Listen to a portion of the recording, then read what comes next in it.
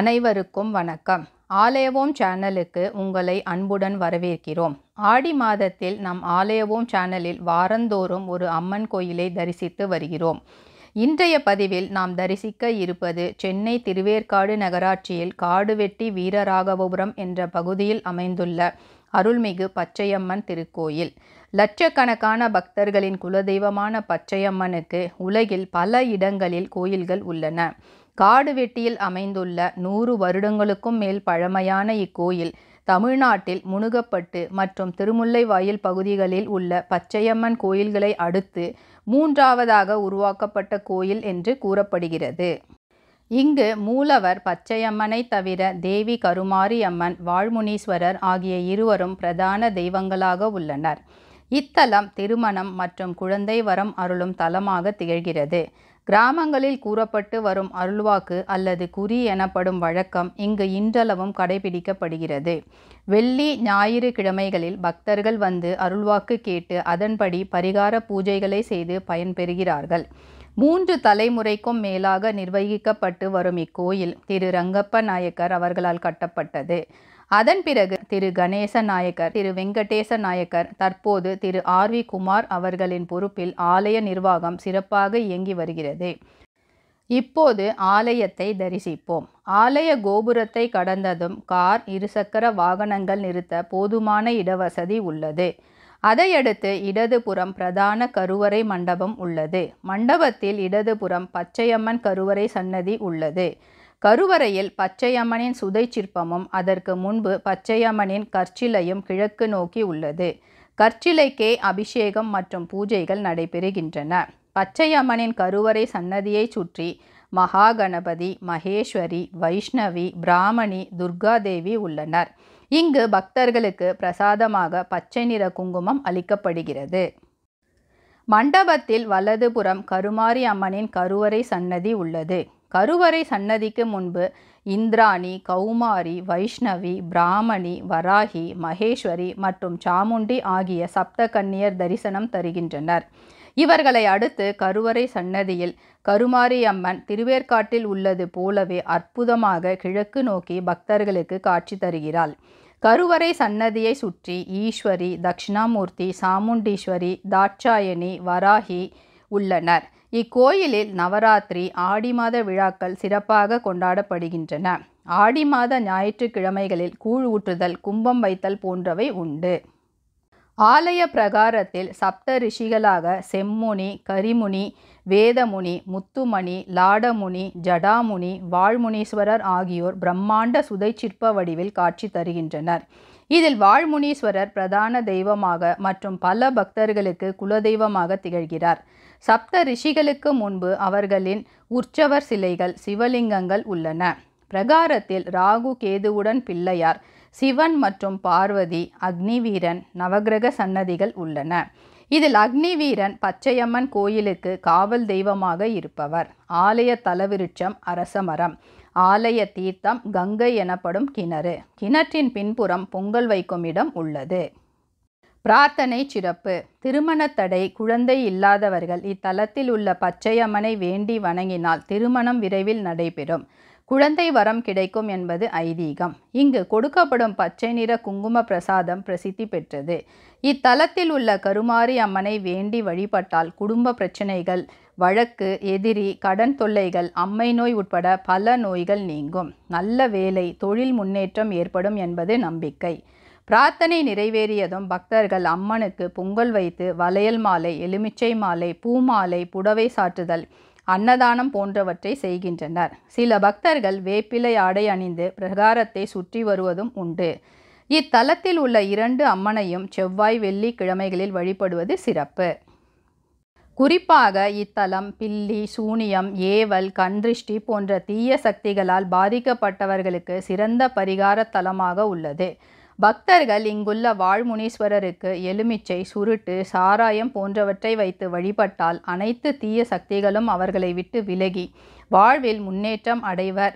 இங்கு பக்தர்கள் தங்கள் குடும்பத்தில் நிகழும் எந்த ஒரு நல்ல காரியத்தையும் துவங்கும் முன்பு தங்களின் குலதெய்வமான முனீஸ்வரருக்கு பொங்கல் வைத்து அவரவர் குல வழக்கப்படி பூஜைகளை செய்து வழிபட்டால் சுபகாரியங்கள் நல்ல முறையில் நடந்தேறும் என்பது நம்பிக்கை.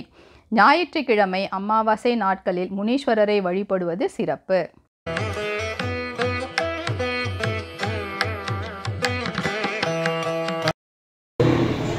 ஓம் சக்தி பராசக்தி அருள்மிகு ஸ்ரீ பட்சகம ஸ்ரீ பெருமாள் ஸ்ரீ வாழ்மேஸ்வரர் ஆலயம்.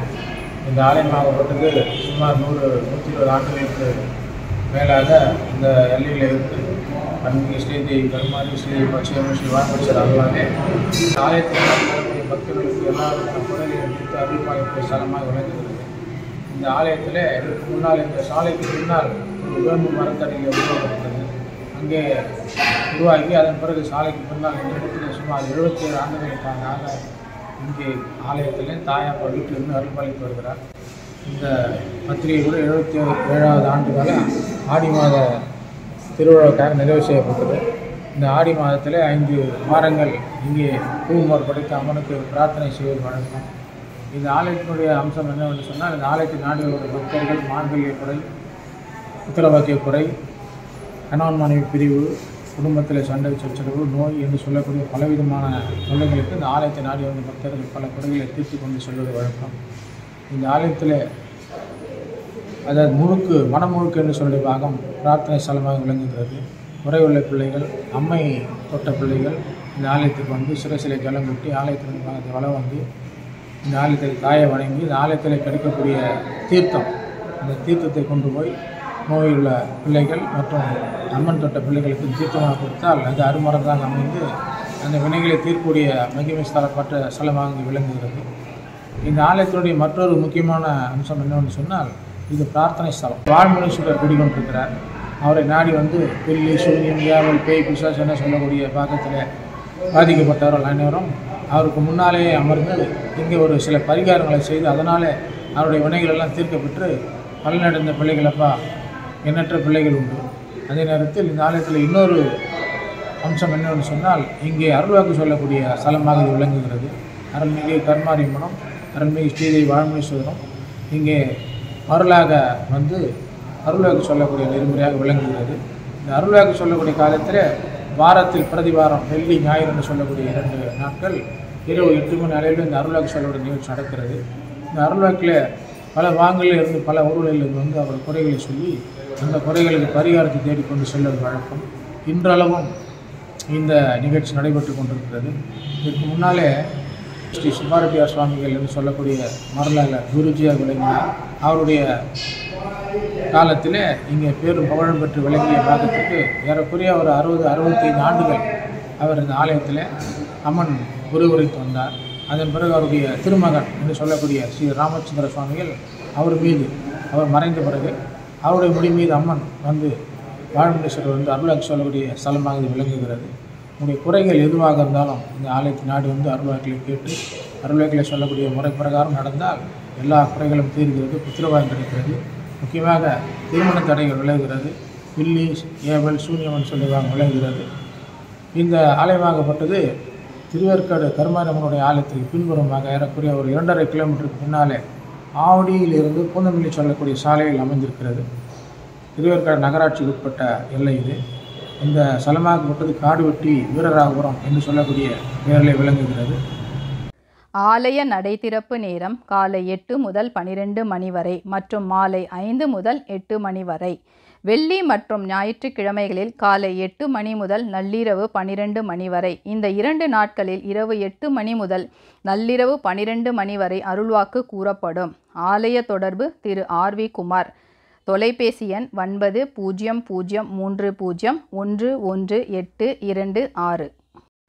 இக்கோயில் சென்னையில் இருந்து 21 கிலோமீட்டர் தொலைவில் திருவேற்காடு நகராட்சியில் காடுவெட்டி வீரராகவபுரம் என்ற பகுதியில் உள்ளது.